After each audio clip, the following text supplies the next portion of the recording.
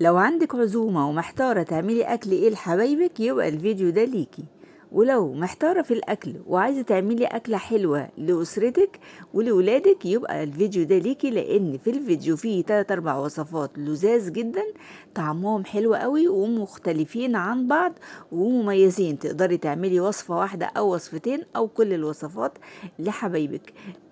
تابعوا معايا الفيديو لآخره. بس قبل ما نبتدي صلوا على سيدنا محمد صلى الله عليه وسلم وسموا بسم الله، ويلا بينا نشوف الوصفات الحلوة بتاعتنا مع عز سعيد. ورجاء الاشتراك في القناة وعمل اللايك علشان ده مهم جدا، بيرفع الفيديو لإدارة اليوتيوب. يلا بينا نبتدي وصفاتنا الحلوة مع عز سعيد، وأكل حلو قوي يرم العظم ويفرح ولادنا. في البداية هنا أنا معايا زند ضاني، والزند لبناتنا المبتدئين اللي لسه ما يعرفوش يعني إيه زند. الزند هو الكتف بتاع الخروف. تمام كده. أنا جبت الزند ده ومسحته بالمناديل الورق، وبعد ما مسحته حطيته على مصفى وتحت منه طبق علشان لو في أي سوائل تنزل منه، واتمسح كويس جدا جدا. وبعد كده رشيت عليه ملح وفلفل أسمر، وما تبلغيش في الملح. الملح يكون بسيط يعني رشات بسيطة كده، وفلفل أسمر أساسي بس كده من غير اي حاجة تانية. تمام. مفيش اي افتكاسات في اللحمة يا جماعة، اللحمة ما بتحبش التوابل الكتير. زي ما انتم شايفين القطعية حلوة قوي، ولو حابين اي قطعية انتوا حابينها تقدروا تستخدموها بدل الزند اللي انا عاملاه. عندي هنا حلة على النار، لازم الحلة تسخن كويس قوي، ولازم كمان نحط لها معلقة سمنة بلدي وتسخن كويس قوي. مفيش سمنة استخدمي زبدة على زيت، لان الزبدة ممكن تتحرق لوحدها. تمام كده. بشوحه بقى من الجنبين تشويحة كده محترمة. ليه؟ علشان نقفل المسامات بتاعته ونمنع اي نزول مية منه تاني، يعني لو في اي سوائل تانية ما تنزلش خالص. بتقفلي المسامات وتشوحيه تشويحة حلوة، ودي بتخلي التست اعلى وبتخلي طعمه حلو قوي قوي. بعد كده يعني بعد التسوية بتاعته بنزل عليه بمية سخنة مغلية. مغلية يا جماعة، اوعوا تحطوا مية عادية ولا مية من الحنفية، مية سخنة مغلية. تمام.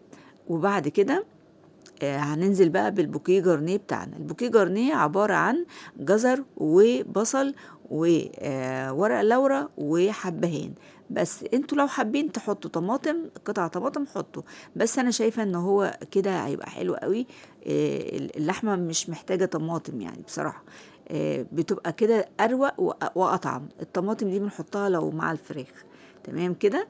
هوارب بقى الحلة واسيب الزند بقى يعيش حياته ويستوي. انا عايزاه يستوي 3/4 تسوية، يعني لما ارفع الحلة كده واجرب بالسكينة الاقي السكينة تدخل زي السكينة في الحلاوة، يعني يكون مستوي بدرجة محترمة كده، علشان هيكمل الربع الاخير تحت الشواية ومع الحاجات اللي انا هحطها له.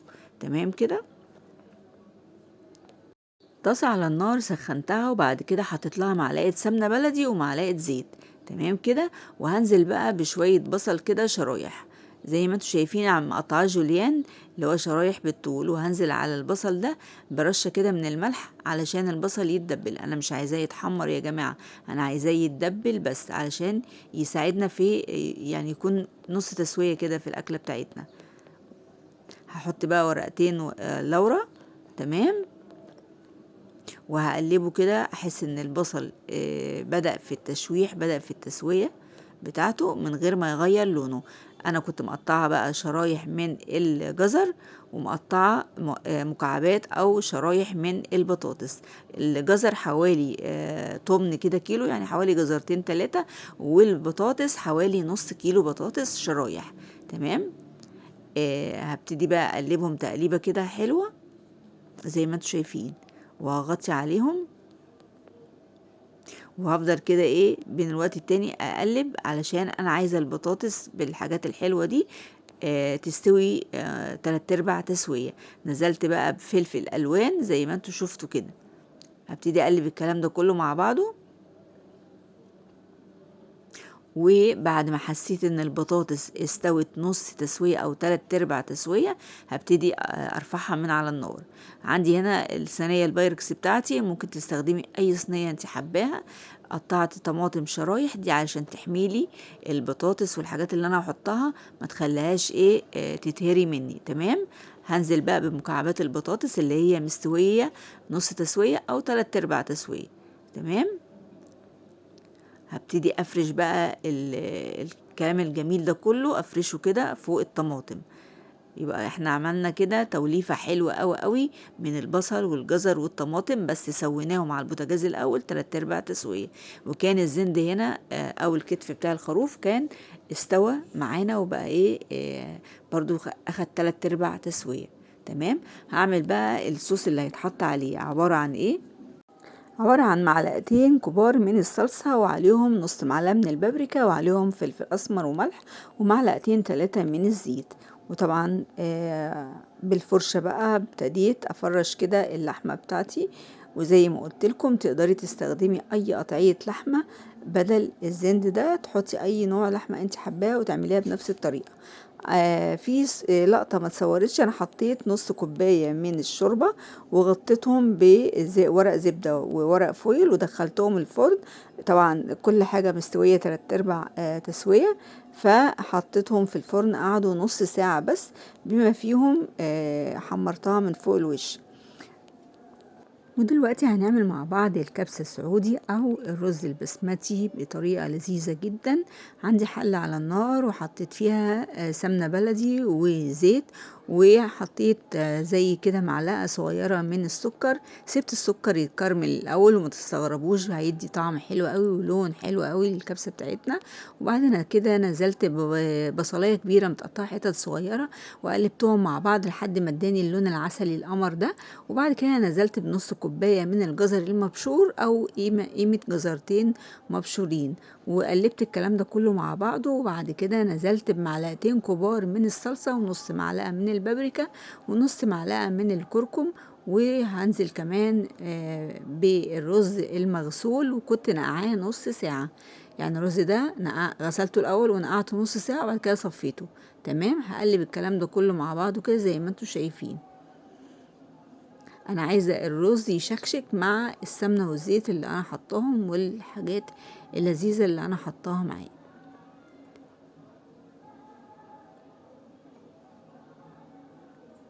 هنا بوريكم في طبق كده كنت حاطة فراخ متقطعة قطع صغيرة، يعني الوركة عاملاها على 4 قطع. تمام. والصدر انا خدته قطعته بانيه. تمام كده، علشان هنعمل فرايد تشيكن، يعني فراخ مقرمشة محمرة ولذيذة جدا. بس بعد الخطوة دي،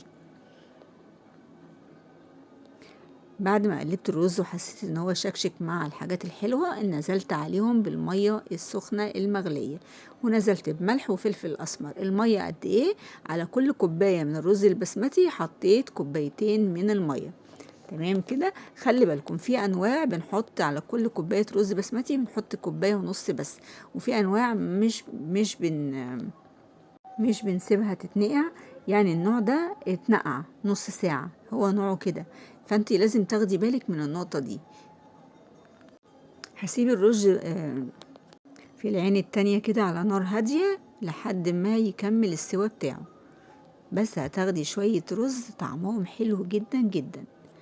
ودلوقتي بقى هنا الحلة على النار كنت حطيت فيها قطع الفراخ علشان تستوي. طبعا الخطوة دي انا اختصرتها لان كلنا عارفين بنسوي الفراخ ازاي. اهم حاجة عندي ان انا كنت عايزاكم تشوفوا ان انا مقطعة قطع فراخ الورك على 4/4 وسايباها في محلول نقع. هنا بوريكم ان الرز البسمتي بتاعي استوى وبقى زي الفل، والتسوية بتاعته حلوة قوي، وهنطفي عليه. ودلوقتي بقى هنعمل الخطوة اللي بعد كده. دلوقتي هنعمل الحشوة بتاعة الرقاق، لان احنا دلوقتي هنعمل رقاق لذيذ جدا. طاسة على النار حطيت فيها معلقتين من الزيت ومعلقة سمنة بلدي كده محترمة كبيرة، وهنزل بنص كيلو من اللحمة المفرومة زي ما انتوا شايفين. هديها صدمة الاول لحد ما تغير اللون بتاعها وتشكشك كده معانا. وبعد كده هننزل بالبصل المتقطع قطع صغيرة، وهنقلب الكلام ده كله مع بعضه. انا مش هستخدم النص كيلو كله للرقاق، انا هستخدم نص الكمية لصينية الرقاق، لان انا هعمل صينية رقاق مش كبيرة، صغيرة. وبقية اللحمة المفرومة دي هندخلها في وصفة تانية حلوة جدا جدا ومفيدة لولادنا ولذيذة، وهتحبوها وهتشوفوها بعد شوية. طبعا نزلت بملح وفلفل أسمر، ونزلت كمان ببابريكا، وحطيت معلقة من الصلصة عشان العصاج بتاعنا يبقى طعمه جميل وشكله كمان جميل.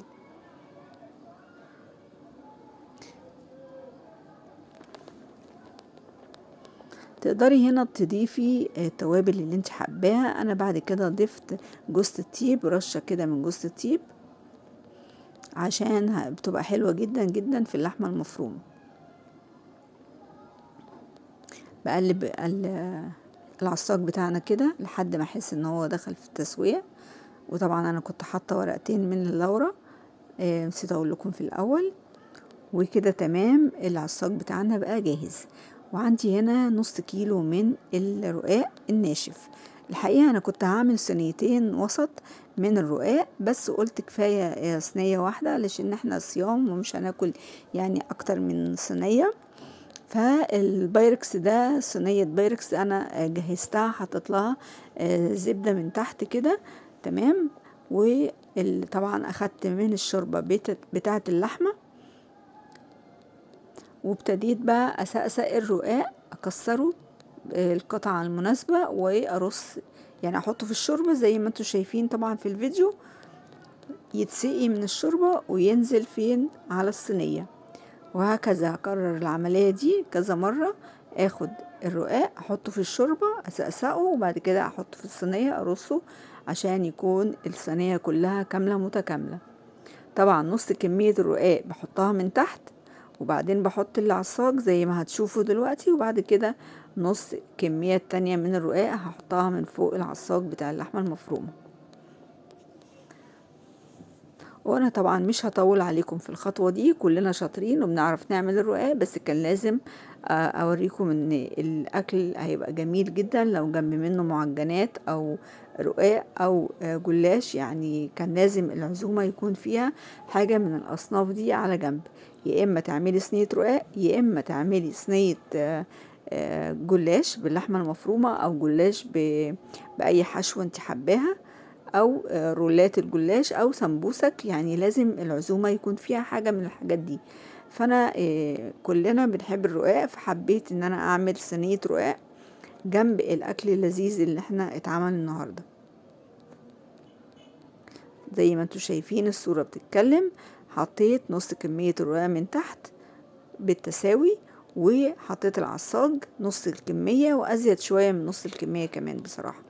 وبعدين بكمل دلوقتي النص التاني من الرقاق، بكمل الصينية بالنص التاني. هنا عايزة اقول لكم ان انتوا لازم تسقسقوا الرقاق كويس قوي علشان ما ينشفش منكم، لان الرقاق بينشف جدا جدا لما بيدخل الفرن لو انتي مش مسقياه كويس، يعني مش حطاله نسبة شوربة كويسة. والمفروض ان بين كل طبقتين 3 تحطي معلقة كبيرة من السمنة. السمنة دي هي اللي بتورق لك سوري الرقاق، وبتخليه طري من جوه وفيه قرمشة من بره. وخلصنا الرقاق وهندخله الفرن على درجة حرارة 200، هيقعد نص ساعة وهيطلع بسم الله ما شاء الله. عايزة اقول لكم ان انا في لقطة ما اتصورتش، بقطع الرقاق بقطعه كويس قوي قبل ما يدخل الفرن، زي ما بنقطع الجلاش بالظبط قبل ما يدخل الفرن، عشان يسهل علينا لما يطلع من الفرن يبقى التقطيعة بتاعته جاهزة. دلوقتي هنعمل بقى الرابع أكلة في المنيو بتاع النهاردة، وهي كوسة باللحمة المفرومة. طبعا العصاج اللي احنا كنا عاملينه شلت منه جزء علشان الوصفة دي. زي ما انتوا شايفين كده، بجيب الكوسة بقسمها نصين وبقورها من النص، بطلع الحشوة بتاعتها في طبق لوحده خارجي، والكوسة بتبقى متفرغة من النص كده. طبعا قبل العمايل دي كلها بكون غسلاها كويس جدا ومصفيها زي ما انتوا شايفين كده. طاسة بقى على النار، الطاسة الحلوة بتاعتنا اللي تعبت معانا من اول الفيديوهات، وببتدي اشوح الكوسة زي ما انتوا شايفين على الوشين، تاخد صدمة من الجنبين، وده بيخليها تبقى كده يعني ايه، فيها سن التسوية كده حلوة. الخطوة دي مهمة جدا لا غنى عنها. بعد بقى ايه ما هشوح الكوسة هقول لكم الخطوة اللي بعد كده. خلصت إيه برص كده كمية الكوسة في الطاسة، واول ما بتدي لون من تحت بروح قلبها على الجنبة التانية وابتدي اشوحها زي ما انتوا شايفين. والكوسة على فكرة يا جماعة مفيدة للقلب جدا جدا، من الحاجات اللي هي يعني مهدور حقها في اكلها هي الكوسة. والكوسة مهمة واعملوها لولادكم لان هي حلوة قوي. نفس الطاسة بنفس الدهون اللي فيها نزلت ببصلاية حلوة كده محترمة متقطعة حتت صغيرة. البصلاية حطيت لها رشة من الملح، وبعدين نزلت بالقلب بتاع الكوسة اللي احنا كنا مقورينه، وقلبت كده قلب الكوسة مع البصل، وبعد كده نزلت بجزر مبشور، ونزلت بهريسة الشطة وثوم مفروم. تمام، كل ده بنزله وفلفل اسمر، وكمان هحط شوية صغيرين من الملح، نص معلقة كده خفيفة، وهقلب الكلام ده كله مع بعضه. عايزه اقول لكم ريحتها تحفه وطعمها هيكون تحفه جدا. ده بقى هحطه ارضيه في الصينيه من تحت، صينيه الكوسه هنحط الحاجات الحلوه اللي احنا عملناها دي كارضيه. عايزه اقول لكم يعني ايه خطيره بجد، هي بالكوسه بكله طعمها حلو قوي قوي. باخد بقى اللحمه المفرومه المتعصجه اللي انا كنت عاملاها، وببتدي احشي بيها الكوسه بتاعتنا. احط كده حوالي معلقه في كل كوسايه. تمام. الأكلة دي جميلة جدا يا جماعة، اعملوها لولادكم لأنها مفيدة جدا. والكوسة من الحاجات اللي مغذية قوي ومفيدة للقلب، وحلو قوي قوي للولاد ومهدور حقها. يعني محدش بيعملها كتير في وصفات، على من هي بجد حلوة جدا وسهلة في أكلها قوي، وكبير وصغير بيحبها يعني. فأنصحكم يعني اعملوا الكوسة لأنها حلوة جدا. وخلاص خلاص قربت اخلص صينية الكوسة بتاعتنا اللذيذة، وبالفعل خلصتها. وهندخل بقى على البشاميل. الخطوة دي اختياري بس هتدي للكوسة طعم حلو قوي. عندي هنا الحلة من غير ما اولع النار، حطيت لها معلقة كبيرة مليانة من الدقيق ومعلقتين من النشا، ونزلت باللبن بالتدريج، قلبت كده كله مع بعضه، وبعدين حطيت فلفل اسمر والملح، وببتدي اقلب ايدي ما تتشلش من عليه. وهضيف له كمان رشة حلوة كده من جوز الطيب، وابتدي اقلب الكلام ده كله مع بعضه لحد ما الخليط يتقل معانا ويبقى بالجمال ده. هنزل بالبشاميل كده من فوق الوش. وانا حطيت زبدة لما دخلتها الفرن، قطع من الزبدة، بس اللقطة دي بصراحة ما ملكتش ان انا اصورها، بس حطيت الزبدة بعد ما دخلتها الفرن بشوية. تمام كده. وزي ما انتوا شايفين صينية الزند الضاني بالبطاطس طلعت من الفرن، وانتوا شايفين الزند شكله تحفة جدا. ودي بقى صينية الكوسة بالبشاميل. طبعا انا كنت حاطط لها زي ما قلت لكم قطع من الزبدة علشان تدينا اللون الجميل اللي انتوا شفتوه دلوقتي. ودي بقى صينية الرقاق بتاعتنا، قمر ما شاء الله، لا قوة الا بالله. طعمه تحفة جدا يا جماعة، لان معمول بالشوربة بتاعت اللحمة الضاني اللذيذة جدا، طعمها حلو قوي قوي يا جماعة. وطبعا هناك الفراخ الستريبس عملتها تحفة جدا ومقرمشة، بس ما قدرتش ان انا اصورها لان كان الاذان قرب يأذن بتاع المغرب. كل سنة وانتم طيبين. وغرفنا الرز البسمتي اللي هو الكبسة السعودي، طعمه طالع تحفة. طبعا احنا دلوقتي صايمين وفاضل دقايق والاذان يأذن. عايزة اقول لكم الاكل كان طالع تحفة. صينية الكوسة بالبشاميل، الزند الضاني، الفراخ المقرمشة، وكان الوقت خلاص أزف، فاضل دقيقة على الأذان. يا دوبك غرفنا الشوربة وحطينا المخلل والسلطة. وكل سنة وانتم طيبين، رمضان كريم. كنت معاكم عزة سعيد من مطبخ وصفة.